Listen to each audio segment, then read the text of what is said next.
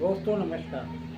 दोस्तों आज मैं जिस विषय पर वीडियो बनाने जा रहा हूँ वो काफ़ी संवेदनशील है। ये देखा जा रहा है कि पिछले 10-12 साल के अंदर महिलाओं के प्रति उत्पीड़न और उनके प्रति आपराधिक मामले में काफ़ी इजाफा होता देखा जा रहा है।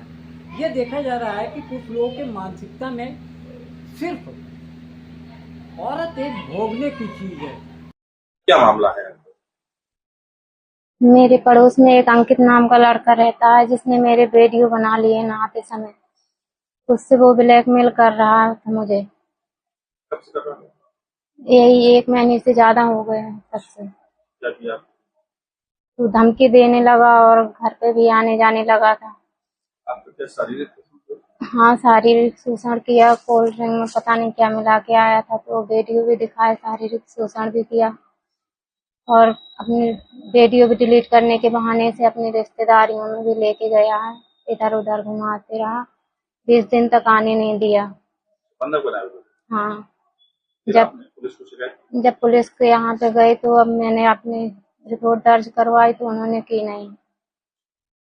बांधा भी गई आईजी के पास, तो वहाँ उन्होंने बोला कि ठीक है आपके FIR लिख जाएगी, लेकिन अभी तक कोई कार्रवाई नहीं हुई। ये देखा जा रहा है कि पूरे देश में महिलाओं के प्रति आपराधिक मामलों में इजाफा हो रहा है। शारीरिक शोषण के साथ साथ उनके मानसिक और शारीरिक शोषण करने में पुरुषों की मनमानी चल रही है।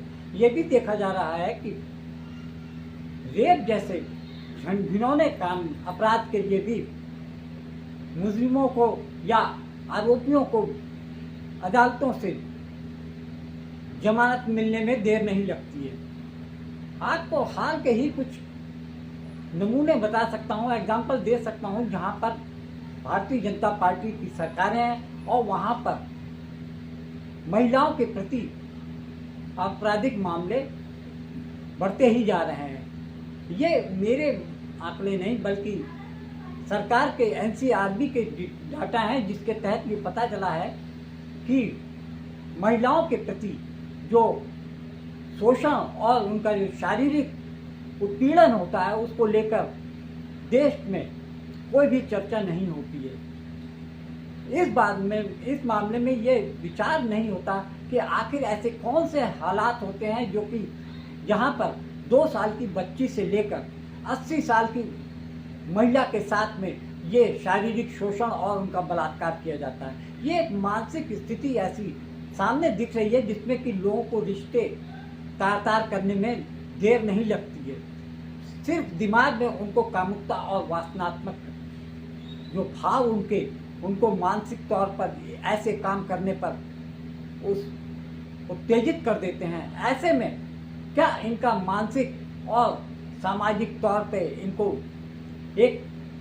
इनकी जो मनोचिकित्सा के जरिए इनके मन के भावों को कंट्रोल करने का प्रयास किया जाना चाहिए।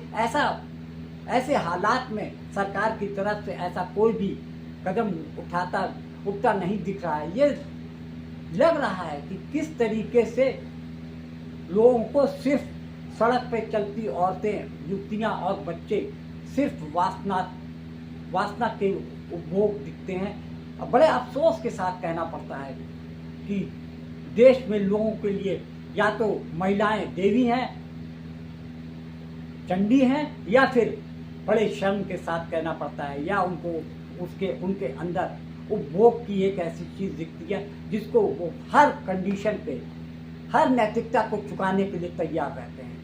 तो हाल में ही ये देखा जा रहा है कि जहाँ जहाँ भारतीय जनता पार्टी की सरकारें हैं वहाँ महिलाओं के प्रति उत्पीड़न और उनका शारीरिक शोषण की मामलों में काफ़ी इजाफा हुआ है। यह भी देखा जा रहा है कि भारतीय जनता पार्टी की सरकार देश में जब 2014 में देश की कमान प्रधानमंत्री नरेंद्र मोदी ने संभाली थी, तब उन्होंने पहला नारा दिया था कि बेटी पढ़ाओ बेटी बचाओ। ऐसे में इस नारे की क्या वक़्त रह जाती है, जबकि उनकी सरकारों के प्रदेश जहाँ जहाँ उनकी सरकारें हैं उन प्रदेशों में महिलाओं के प्रति उत्पीड़न, शारीरिक शोषण और अत्याचार बढ़ता जा रहा है। ऐसे में ये नारे सिर्फ खोखले और किताबी ज्ञान होकर रह जाते हैं।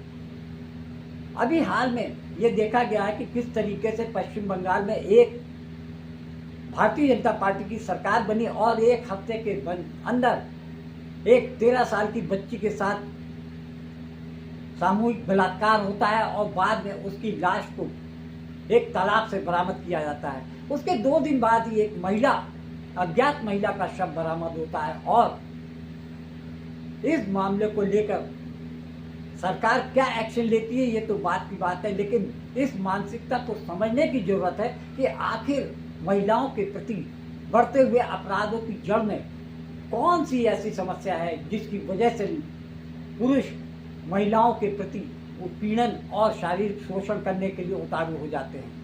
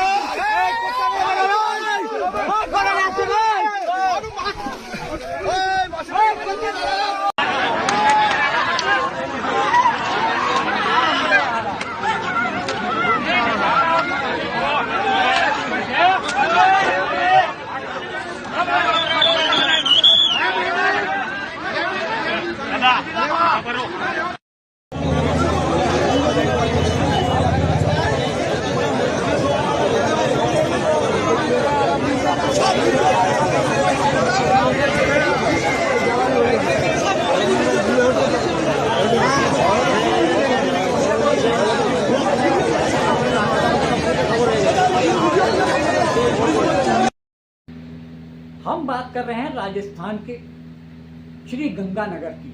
वहां पर 5 दिन पहले एक 13 साल की बच्ची को अपहरण किया जाता है और 5 दिन तक उसके साथ लगातार सामूहिक बलात्कार किया जाता है। आपको हैरानी होगी कि उस लड़की के साथ में अलग अलग होटलों में 32 लोगों ने उसका शारीरिक शोषण किया, उत्पीड़न किया, बाद में उसको घायल अवस्था में सड़क के किनारे फेंका गया। इस मामले ने पूरे देश में एक हड़कंप सा ला दिया है। तो इस बात को समझना चाहिए कि राजस्थान में किसकी सरकार है और आपराधिक मामलों में इजाफा क्यों हो रहा है, इस बात की जिम्मेदारी किस पर है?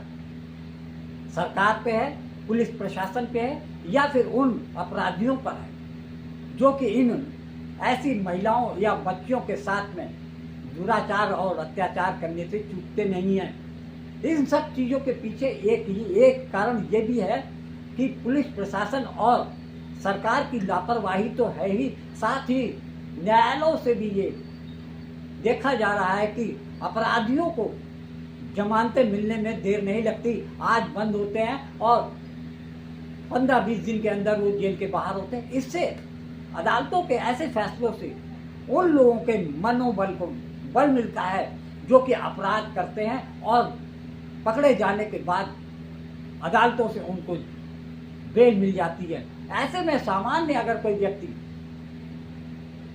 किसी केस में, झूठे केस में भी फंस जाता है तो महीनों क्या सालों तक उसकी बेल, उसके जमानत के लिए अदालतें तैयार नहीं होती हैं। कई मामले ऐसे हैं जिसमें देखा गया है कि कोई रसूखदार व्यक्ति नहीं है, राजनीतिक या भाजपा या सरकार से संबंधित नहीं है तो ऐसे व्यक्ति को पुलिस का उत्पीड़न भी झेलना पड़ता है और अदालतों की मनमानी भी झेलनी पड़ती है कि अपराधियों को तो बलात्कारियों, अपराधियों और बदमाशों को तो बेल देने में जज देर नहीं करते हैं। एक जीता जागता नमूना आपको दे सकते हैं।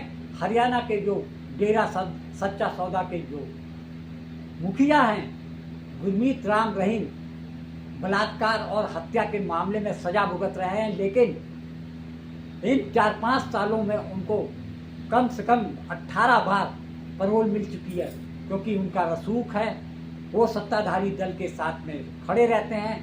ऐसे में ये साफ दिखता है कि अगर अपराधी का रिश्ता राजनीतिक दल से है तो उसको उसके अपराध को जनता भी इतना महत्व नहीं देती है। सोच लीजिए कि गुरमीत राम रहीम को 2 महिलाओं के साथ में बलात्कार, हत्या और एक पत्रकार की हत्या का मुकदमा हुआ, उनको सजा हुई और सरकार की साठगांठ होने की वजह से आज भी वो जब मन चाहता है उनको पैरोल मिल जाती है, क्योंकि वो सत्ता के साथ खड़े रहते हैं। এই মুহূর্তে আমরা আছি বাড়িপুরের নির্যাতিতার বাড়ির সামনে। এই মুহূর্তে দেখতে পাচ্ছেন স্থানীয় মহিলারা তারা বিক্ষোভ দেখাচ্ছে।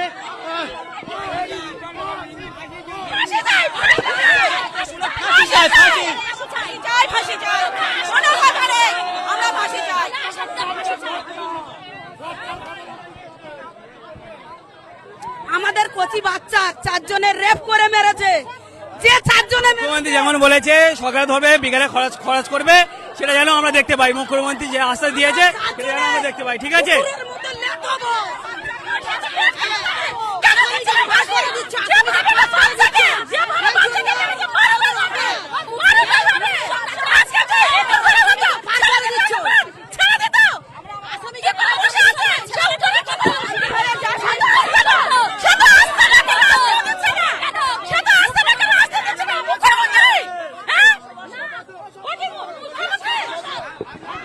এই মুহূর্তে দেখতে পাচ্ছেন একেবারে